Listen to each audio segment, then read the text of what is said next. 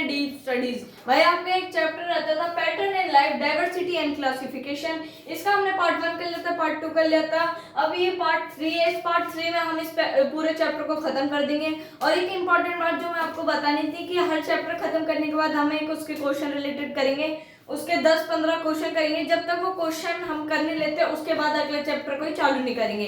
अब से ये नया रूल बना दे, क्योंकि नया चैप्टर कराने के बाद डायरेक्ट अगली क्लास में उसके रिलेटेड क्वेश्चन हो जाएंगे, तो आपको बहुत ज्यादा प्रैक्टिस हो जाएगी उस चैप्टर की, मतलब बहुत ज्यादा मेमोरी आपकी वो हो जाएगी कि मतलब कि आपको समझ आ जाएगा कि हाँ भाई ये पूरा हमें बिल्कुल समझ आ गया, हमें क्वेश्चन भी कर पा रहे हैं इसके और चैप्टर भी हमने पूरा कर दिया। टॉपिक पे ज्यादा आपका कॉन्सेप्ट बैठने लगेगा।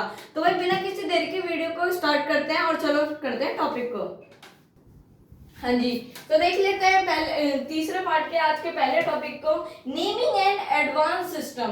Binomial nomenclature introduced by Carolus Linnaeus. This system gives every organisms a unique two-part scientific name. Example के लिए ले लीजिए Panthera tigris for the tiger, ensuring global scientific consistency. मतलब कि जो है नेमिंग एंड एडवांस सिस्टम आपको ये बताता है कि मतलब में ये है कि बायनोमियल नोमेनक्लेचर, मतलब बायनोमियल मतलब दो तरह के नाम का कल्चर। जैसे इसे मतलब बताने वाले, इसे शुरू कराने वाले थे कैरोलस लिनियस। इन्होंने सिस्टम बनाया कि एवरी ऑर्गेनिज्म को दो यूनिक नाम देंगे। जैसे साइंटिफिक नेम एग्जांपल के लिए Panthera Tigris for the tiger, बाघ को पैंथरा टाइगर मतलब पैंथर भी बोला जाता है ना, मतलब दो नाम हो गए ना। Ensuring global scientific consistency, ensure करने के लिए ग्लोबल साइंटिफिक की कंसिस्टेंसी को देखने के लिए।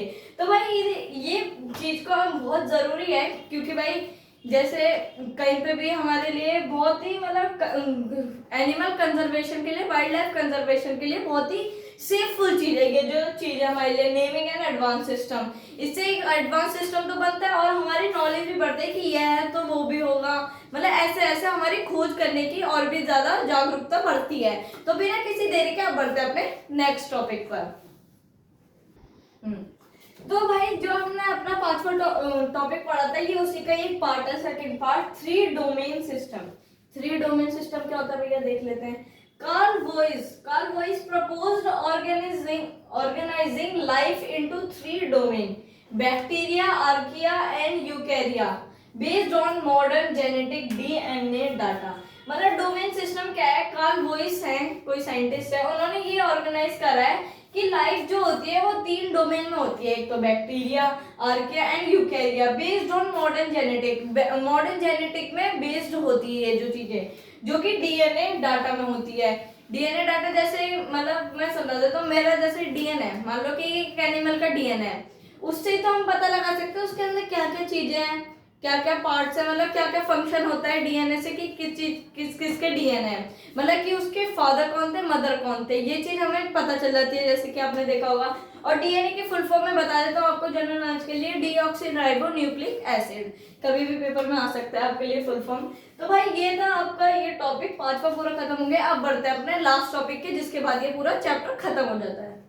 हाँ जी, तो बढ़ते हैं वीडियो के लास्ट टॉपिक पे। हाँ एक बात तो मैं आपको बताना भूल गया, ये जो है मेरे माय मिस्टेक मेरे मुंह से निकल गई थी, सॉरी माफ करना इस चीज के लिए, कि ये जो चैप्टर है ना ये अभी हाफ ही खत्म हुआ है, हाफ अभी बचा है, तो उसे भी हम जल्दी से कंप्लीट कर देते हैं। पर भाई इतने चैप्टर करने में मजा आ रहा है बहुत ज्यादा, तो देखते हैं क्या real world application. The video conclude with the story of the sunrise deer in Manipur.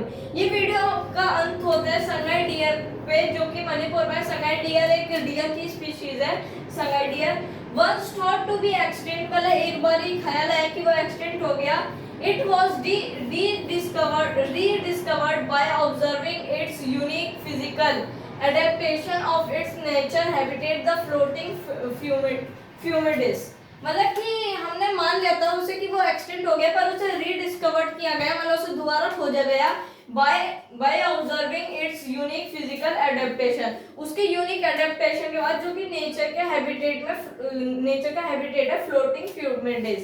मैं आपको फ्यूमिडिस कैसे बताऊं, कि जैसे वो है एक तालाब है, उसके ऊपर घास का वो मैदान है, वो कि तैर रहा है पानी के ऊपर, वो होता है फ्यूमिडिस।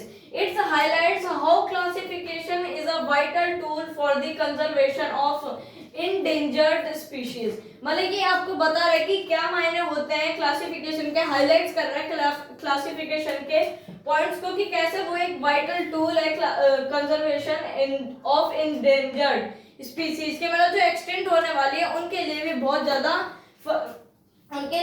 ज्यादा वो है, मतलब कैसे बताऊं मैं आपको, बहुत ज्यादा अच्छी है उनके लिए भी कि क्लासिफिकेशन, मतलब ना तो उन्हें कोई हार्म होता पर हमें पता चल जाता है कि वो कहाँ है।